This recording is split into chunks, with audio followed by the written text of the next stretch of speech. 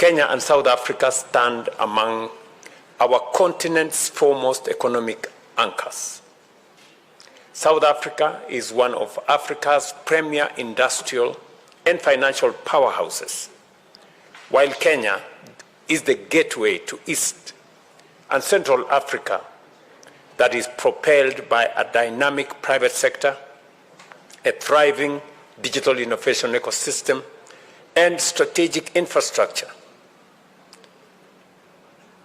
Our partnership advances steadily across trade, investment, tourism, aviation, and most importantly, manufacturing, financial services, ICT, and logistics.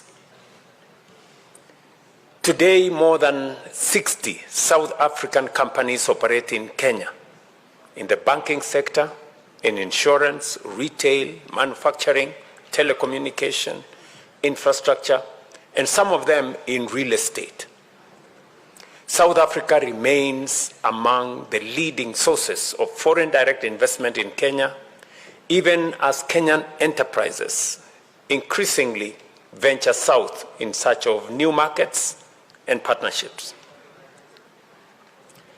In 2025, bilateral trade between our two countries reached approximately $680 million.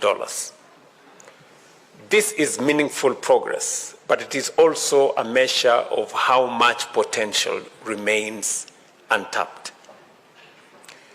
Kenya supplies tea, coffee, horticulture, cut flowers, and some manufactured goods, while South Africa supplies machinery, vehicles, pharmaceuticals, steel, and industrial inputs.